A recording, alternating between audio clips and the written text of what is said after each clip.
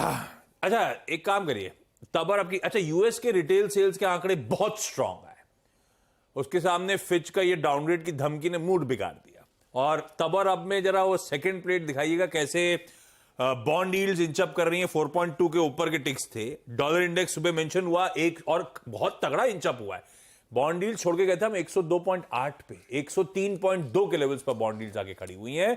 हाँ, इन सब के बीच में कच्चा तेल, चाइना वरीज ज्यादा डॉलर इंडेक्स, बॉन्ड यील्ड नहीं, dollar index, bond yield dollar दोनों इंचअप कर गए और वो आपकी स्क्रीन पर कहानी, और कच्चा तेल जरूर थोड़ा सा कूल ऑफ होता हुआ। ये तो खैर आज के समीकरण, लेकिन जो मंडे का सेशन प्ले आउट हुआ था जिसमें हमने एक अच्छी रिकवरी, एक अच्छा कमबैक भारतीय बाजारों में आता हुआ देखा था, उसके बाद समीकरण कैसे बैठ रहे। ट्रेड सेटअप मंडे सुबह का बिगड़ा हुआ था, ये रिकवरी के बाद कुछ मामला सुधरा ही नहीं सुधरा है, सेटअप है कैसा? बिल्कुल। अच्छा आशीष, एक किसी ने मुझे ट्वीट किया कि एक ट्वीट भेजा, why do people hate Michael Berry, he has predicted 50 of the last 2 crashes. खैर एनीवे, देखिए ट्रेड सेटअप की जहाँ तक बात है, मंडे को क्लोजिंग में व्यू हमने लिया था कि अगर आपने उस शॉर्ट कवरिंग मूव में पैसा बनाया तो उसको घर ले जाइए, एक फ्रेश स्लेट के साथ दोबारा स्टार्ट करिए, क्योंकि मार्केट का टेक्सचर अभी भी सेल ऑन रैली का ही है। ठीक है, अब इसमें देखिए एक इंटरेस्टिंग चीज़, हमारा जो सेटअप है उसमें आपका लो क्या था मंडे का 19,258, और आपका 50 डे मूविंग एवरेज क्या है 19,258, exact on the dot 50 day moving average पर निफ्टी ने लो बनाया। बैंक निफ्टी का डे का लो था 43,777 और 100 डे मूविंग एवरेज है 43,571। तो हम एक क्रूशियल लेवल्स पर हैं, निफ्टी पर 50 day moving average, bank Nifty पर 100 डे मूविंग एवरेज, इसके इर्द गिर्द ही आपको काम करना है। और इसमें अब जोड़ दीजिए एफआई सेलिंग, मंडे को फिर सेलिंग हो गई। अच्छा, इतनी रैली में सेलिंग हो गई, 2300 करोड़ बेच दिया एफआई, सामने डीआईएस खड़े थे 1400 करोड़। अभी मान लीजिए आपके अगले कुछ दिन एफआई सेलिंग रहने वाली है और रैली पे तो और ज़्यादा सेलिंग आएगी, तो इसको हमको नेगोशिएट करना है। बार ले आते हैं एफआईएस के। अब बीच में 2 दिन के ग्रीन बार बने थे जो बहुत ही सिग्निफिकेंट नहीं थे, नहीं ये वाला नहीं, एफआई के कैश मार्केट के बार्स की बात हो रही है यहाँ पर, ये बाद में डिस्कस करेंगे अब।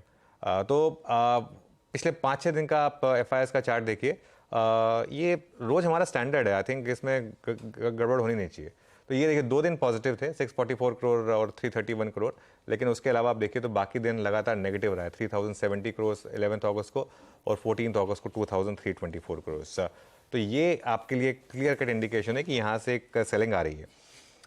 अब एक और चीज़, निफ्टी का अगस्त फ्यूचर्स का डेटा देखिए आप, प्रीमियम कम हुआ है, 76 पॉइंट का जो प्रीमियम था वो 43.8 पॉइंट पर आ गया। इसका मतलब क्या है कि हायर लेवल्स पर लोगों ने अपने लॉन्ग्स काटे कि नहीं, ये मार्केट में थोड़ा सा डाइसी लग रहा है, अभी हमको रिकवरी मिल गई, उसमें थोड़ा सा लॉन्ग्स काट दीजिए। और वो रिफ्लेक्टेड है आपके इंडेक्स फ्यूचर्स में, जहाँ पे एफआईएस ने 440 करोड़ की सेलिंग की है, लॉन्ग्स हैं आपके 39% और शॉर्ट्स हैं आपके 61%। और अब वो लेकर आइए लॉन्ग शॉर्ट चार्ट जो थोड़ा पहले फायर हो गया था, वो देखिए अब क्लियरली वापस सिस्टम में शॉर्ट्स बढ़ रहे हैं और अब हम नेट शॉर्ट टेरिटरी में। एक और आंकड़ा जो थोड़ा सा इंटरेस्टिंग है, जिस दिन मार्केट में रैली हुई उस दिन आप क्या एक्सपेक्ट करेंगे कि ज़्यादा पुट्स बिकेंगे, कम कॉल्स बिकेंगे?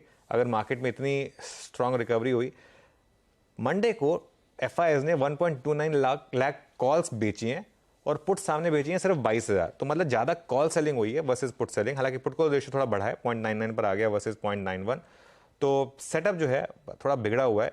बैन की जहाँ तक बात है, एक ऐड हो गया जीएनएफसी और एक बाहर आ गया हिंदुस्तान कॉपर, तो बैन का मामला न्यूट्रल है, लेकिन सेटअप जो है मैं थोड़ा सा कॉशियस टू नेगेटिव ही लेकर चलूंगा आज भी।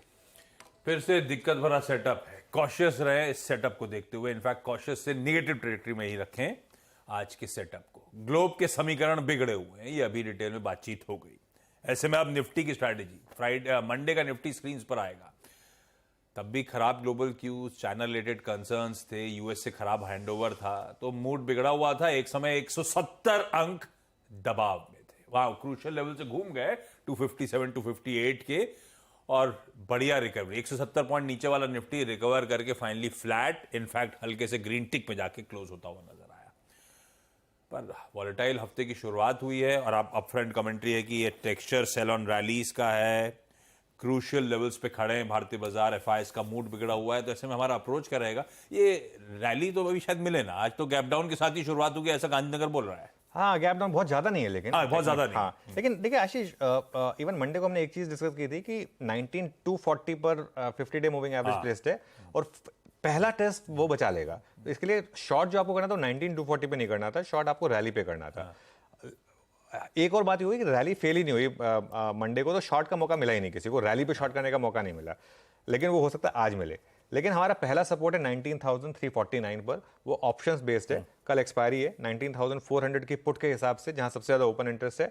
19,349 आपका पहला सपोर्ट है और आपका बड़ा सपोर्ट है 19,258। दो कारणों से, एक तो वो अब राइजिंग 50 डे मूविंग एवरेज है जो मंडे को 19,240 था और मंडे का लोवेस्ट लेवल भी है। शॉर्ट आपको नहीं करना है इस बीच में 19,350 जहां पर हम खुलेंगे और 19,250 जो हमारा मंडे का लो है, इस लेवल में शॉर्ट नहीं है। देखिए शॉर्ट करने के भी तरीके होते हैं मार्केट में, या तो आप ब्रेकडाउन पे शॉर्ट करें या फिर आप रिवर्सल पर शॉर्ट करें। आप अगर बीच में कहीं शॉर्ट करेंगे, फॉर एग्जांपल अगर हम मंडे को आपने उल्टा सुल्टा शॉर्ट किया होता तो आपका पैसा गया ही होता। तो शॉर्ट करें या तो 19,250 टूटे, अगर 19,250 टूट गया तो एटलीस्ट आपको कंफर्मेशन आ जाएगा कि और 500 पॉइंट नीचे डाउन साइड पर ओपन हो रहे हैं, या फिर आप रिकवरी फेल होने पर शॉर्ट करें। आज के लिए, सिर्फ आज के लिए, अगर आप ब्रेव हार्ट हैं, और मैं निफ्टी पर कह रहा हूं सिर्फ ये, आज के लिए अगर आप ब्रेव हार्ट हैं और स्टेबिलिटी मिल जाती है आपको 19,300 टू 350 के बीच में, कहीं भी 19,300 टू 350 के बीच में कहीं भी स्टेबिलिटी मिल जाती है, तो सिर्फ आज के लिए एक बाय ट्रेड आप ट्राई कर सकते हैं। ये मैं इसलिए कह रहा हूँ कि मंडे को भी हमारा सारा टेक्सचर बिगड़ा हुआ था, फिर भी मार्केट रिकवर कर गया। तो एक लीप ऑफ फेथ 19,300 टू 350 के बीच में अगर स्टेबिलिटी आए तो बाय करें, और उसमें स्टॉप लॉस लेकिन आपको बहुत टाइट होगा 19,258। ये एक 200 पॉइंट की रैली के लिए आपका 50 पॉइंट 60 पॉइंट का स्टॉप और 200 पॉइंट की रैली, ये इंट्राडे में जो मंडे को भी आई थी, इस ये पॉसिबिलिटी है।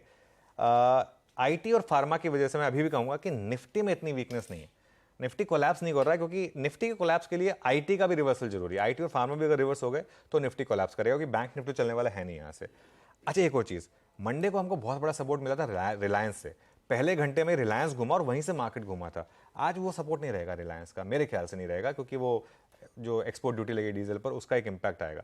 लेकिन देख लेते हैं एक बार मार्केट का प्राइस पैटर्न। रिलायंस की चर्चा हम इसलिए कर रहे हैं क्योंकि सबसे बड़ा स्टॉक है और मार्केट के रिवर्सल में यही सबसे बड़ा इसने एक भूमिका निभाई थी।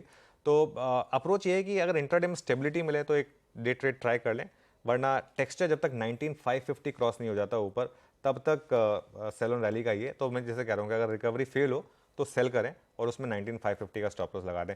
19,550 क्रॉस होना शुरू हुआ तो हम मार्केट पर वापस कंस्ट्रक्टिव हो जाएंगे।